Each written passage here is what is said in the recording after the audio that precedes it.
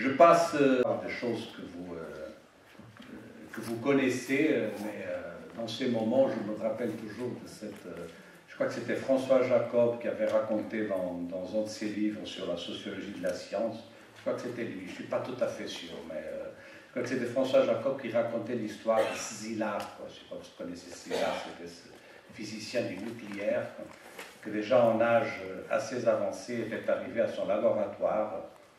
Il avait dit à son collègue du laboratoire, Hans Bethe, il avait dit, écoute, hier soir j'ai décidé de rédiger mon journal, tous les jours je vais rédiger mon journal privé, personnel. Et Hans Bethe lui a dit, oui d'accord, oui, c'est pas mauvaise l'idée, mais pourquoi tu as décidé ça maintenant qu'il y a presque 60 ans? Écoute, je vais écrire mon journal parce que je veux que Dieu connaisse tous les faits. Non, je veux que Dieu connaisse tous les faits. Il a dit, oui, d'accord, bon, écoute, Szilard, je comprends bien ton idée, mais est-ce que Dieu est Dieu? Dieu connaît tous les faits déjà, par définition, parce qu'il est Dieu. Et Szilard lui a répondu, non, je sais bien que Dieu connaît déjà tous les faits. Mais Dieu ne connaît pas encore ma version des faits. Je ne me prends pas pour Dieu, mais je suis justement en train de vous donner ma version des faits qu'éventuellement vous ne connaissez pas encore. Le programme de l'école unique a été évidemment un des programmes les plus porteurs de la modernité pédagogique. La modernité pédagogique a été portée par un certain nombre d'idées, dont certaines j'ai déjà révisitées. Une des idées fortes, c'était l'idée de l'école unique. Évidemment que ce programme, dont la métaphore, le symbole le plus important, c'est ce livre de Claparède, l'école sur mesure, l'école à la mesure de chaque enfant, où Claparède s'indigne avec toute une série d'histoires. Par exemple, le fait quand on va acheter des souliers pour un enfant, on lui mesure les pieds, mais quand on va lui servir en cours une discipline, on ne le fait pas à la mesure de sa motivation, de son âge, de ses possibilités. Alors ce programme de l'école sur mesure a été, à beaucoup d'égards, quand on revisite les thèmes de la modernité pédagogique du XXe siècle, peut-être ça a été celui qui a échoué le plus. C'est-à-dire, on n'a jamais c'est trop dire, mais je veux dire, on a très rarement réussi à faire une école sur mesure. Et on a toujours fait une école très homogénéisée, très uniformisée, etc. Le thème de l'école sur mesure est aujourd'hui encore beaucoup plus important qu'il ne l'était il y a un siècle. Et en effet, c'est beaucoup plus que le thème de la différenciation pédagogique, parce que dans le concept de l'école sur mesure, ce qu'il y avait, c'était le thème de la différenciation pédagogique. C'est beaucoup plus que le thème de la différenciation pédagogique, c'est vraiment le thème de la différenciation des parcours scolaires. Et la possibilité de s'en porter attente à une unité culturelle, symbolique, que l'école unique, dont l'école unique était porteuse, d'évidemment être capable de répondre à cette différenciation des parcours scolaires.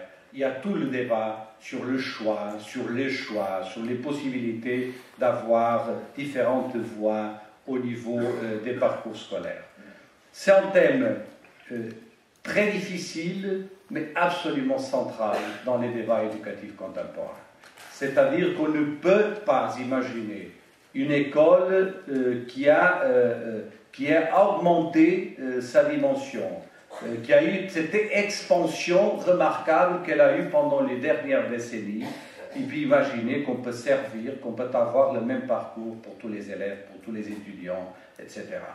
Et donc le thème de la différenciation des parcours, qui certains parlent même d'individualisation des parcours, c'est-à-dire qu'il y a même des références au besoin d'une individualisation des parcours, qui est très clair aujourd'hui, par exemple, dans les grandes universités du monde. Je veux dire, dans les grandes universités du monde, quand on voit les formations qu'on offre, c'est surtout des formations, dans un certain sens, à la carte. Je veux dire, où il y a de moins en moins le concept de classe. n'existe plus. Et donc chacun fait son propre parcours, organise son propre parcours, mais évidemment que ce thème a été déjà gagné au niveau de l'université, en tout cas des grandes universités du monde. Il doit être gagné aussi en tout cas au niveau de l'enseignement secondaire ou de l'enseignement moyen, ça dépend de l'expression qui est utilisée par les différents pays, quoi.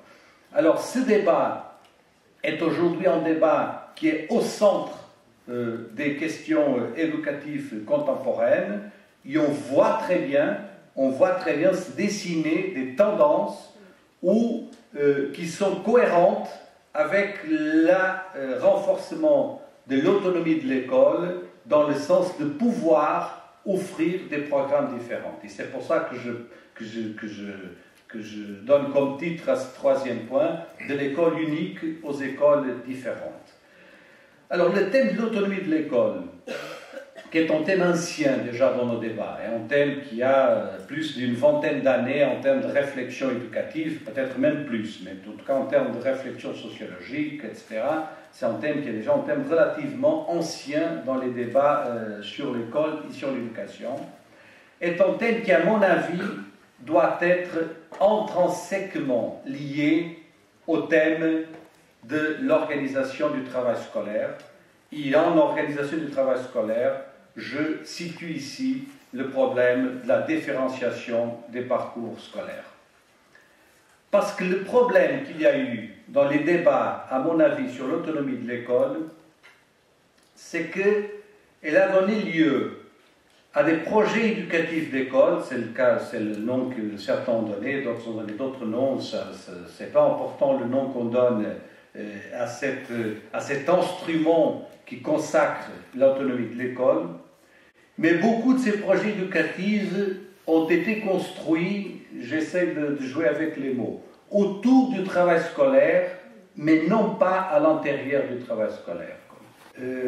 C'est-à-dire que, pour dire d'une autre manière, ça a porté sur des préoccupations organisationnelles, ça a porté sur des préoccupations de liens avec les communautés, ça a porté sur une série d'autres préoccupations, mais souvent, ça a laissé intouchable la dimension pédagogique du travail scolaire.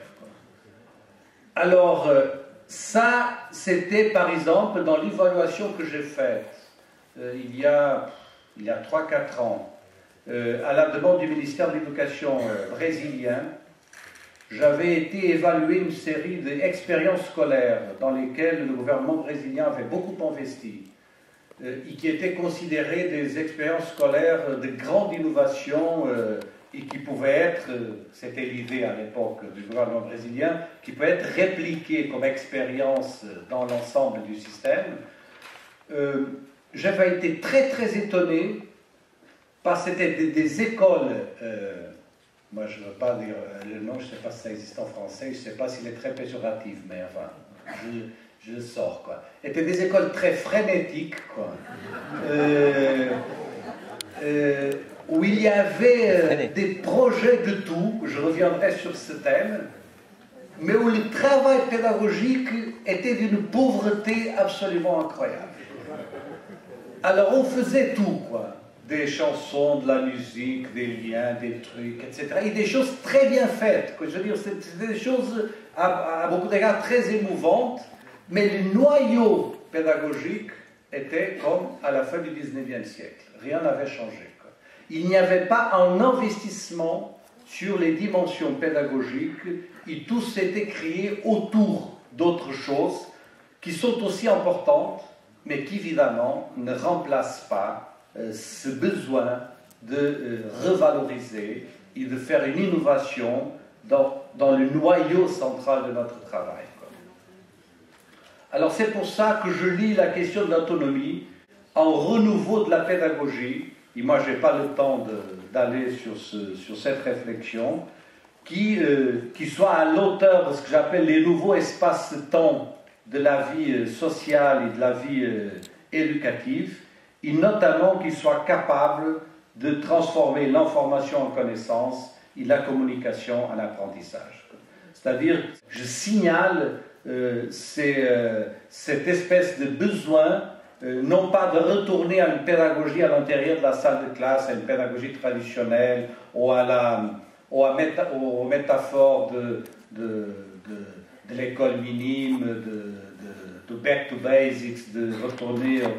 C'est pas ça mon discours. C'est-à-dire, c'est un discours de renouveau pédagogique, mais à partir d'entrer véritablement dans cette boîte pédagogique, dans cette boîte du travail scolaire, sans le laisser en toucher et en faisant toute une série d'autres choses autour. Cela, évidemment, doit être posé dans une transition d'une école sur mesure vers une école de la diversité. Et là, il y aurait beaucoup de choses à dire, mais je regarde, heureusement, il y a une montre jusqu'à la fin de l'amphithéâtre. Je regarde la montre et je vois que je n'ai pas le temps d'aller là-dedans. Mais pour moi, et je partage avec vous mes lectures des dernières semaines, j'avais été très, très influencé à l'époque de ma formation initiale par les livres d'Ivan Illich, qui avait connu une grande diffusion, notamment en France.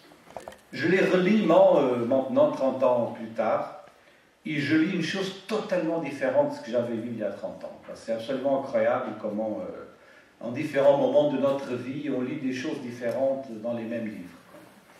Et une des choses que je viens de comprendre, parce que je suis en train de lire la version anglaise du livre d'Ivan Illich, c'est que le titre du livre en français, qui d'ailleurs était le titre du livre en portugais, dans une certaine mesure, le titre a tué le livre. Parce que le titre original du livre est The Schooling Society, désescolarisant la société. Tandis que le titre publié en français, c'était Une société sans école. Et quand on lit un titre comme celui-là, on a une clé de lecture du livre. Et c'est à partir de cette clé de lecture que les livres d'Illich ont été lus, en tout cas dans l'ambiance francophone et aussi dans l'ambiance lusophone, parce que le titre était le même, du point de vue littéral. Or, c'est très, très, très intéressant de relire The Schooling Society et de voir comment Illich prône à l'époque un apprentissage qui est beaucoup porté par des réseaux et par toute une série de relations, de rapports, et moins par des structures formelles, scolaires, dans un espace-temps donné, dans un lieu précis, etc. Et véritablement, moi j'ai envie maintenant d'écrire quelque chose sur ça, enfin, comment j'ai relu Ivan Illich 40 ans plus tard, parce que le livre original c'est 1971, si je ne me trompe pas, donc ça a fait 40 ans l'année dernière. Et je crois qu'il est très important la manière dont il lie les concepts de diversité au concept de convivialité, enfin l'autre livre qu'il a publié, et les questions de la diversité au sein d'une école de la diversité et du dialogue. Alors moi, j'aimerais beaucoup rester sur ce point qui est un des points qui m'intéresse le plus. C'est une des choses que je fais depuis un certain temps, c'est d'aider le groupe des Nations Unies qui s'appelle l'Alliance des civilisations, ce qui m'amène beaucoup à voyager dans les pays du nord d'Afrique, dans les pays asiatiques, etc.